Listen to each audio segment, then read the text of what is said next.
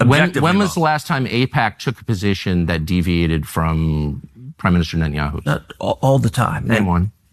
Okay. Let me go back and give a little history. If you want to do a deep dive on AIPAC, I don't. I want to do a shallow dive that gets. No. I want to get to the core question. AIPAC is lobbying for a foreign government, and I don't. It's not. It's lobbying for the United States. It is lobbying for a strong U.S.-Israeli relationship. Okay. So it's not has nothing to do with the foreign government. It wants America and Israel to be closely allied. Okay, but it's lobbying on behalf of the interests of another country. So that's not true at all. And if it's not true. No. How much contact do you think AIPAC leaders have with the government of Israel? No idea. I imagine some. I think the government of Israel is often frustrated with AIPAC because AIPAC's not nearly strong enough. Do you think there's any coordination between the government of Israel and AIPAC? Do they talk? Sure. If you're lobbying for more U.S.-Mexico trade, would you talk to people in the U.S. and Mexico and the government? Sure.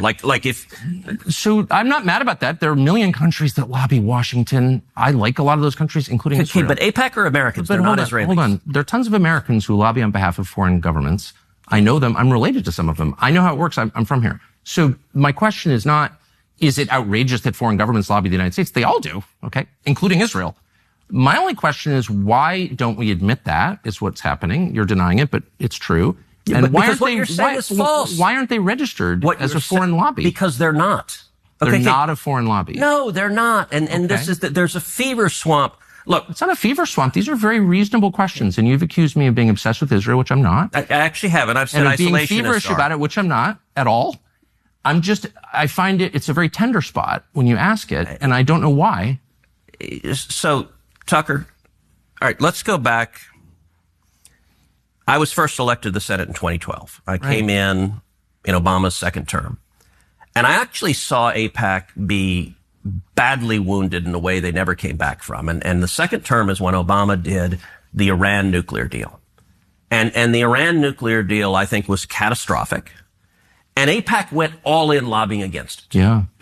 And they failed. And I was the leading opponent of the Iran nuclear deal. Oh, I know. They definitely failed, yes. They failed. And what happened, the Obama White House told every Democrat, when I got here, there used to be real bipartisan support for Israel. That has largely disappeared. And it's the Obama nuclear deal that caused it, because the Obama White House told every Democrat, pick. You either stand with Israel or you're a Democrat and you stand with the Obama White House. And almost every single Democrat member of Congress said, I'm a Democrat first, to hell with Israel. And then I watched as AIPAC, every one of those Democrats got reelected and AIPAC did nothing about it. And it dramatically reduced AIPAC's influence. I agree. I watched it happen. And by the way, I told AIPAC, I said, look, the analogy, if the NRA was supporting a bunch of politicians and cared about the Second Amendment, and you had politicians that vote to confiscate people's guns, and the NRA turned around and raised money for the people who voted to confiscate guns, you know what? No one would ever care what they said again. So you're making the case that AIPAC is not as powerful as people say it is, and I completely agree with you. I've watched that, and I'm not making the case that AIPAC is all powerful and they're running everything and putting fluoride in the water. I'm not making that case at all, because that's not true. I'm only trying to get to the question of what AIPAC is, and I don't think you're being straightforward about it. AIPAC is lobbying on behalf of the interests of a foreign country, and they're not registered. And you're saying, no, that's not true. You're saying that they don't coordinate with the Israeli government. Of course, I coordinate. Do they talk with them? I don't know what they do.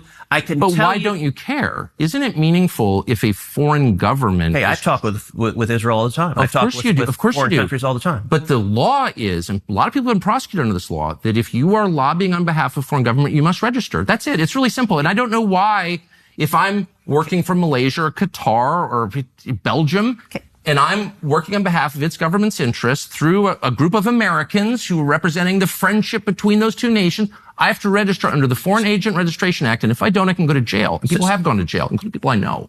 So I don't understand why we don't just be honest and say they're lobbying on behalf of a foreign government. They're coordinating with the government. You know that that's true. That is not only not true, that is false.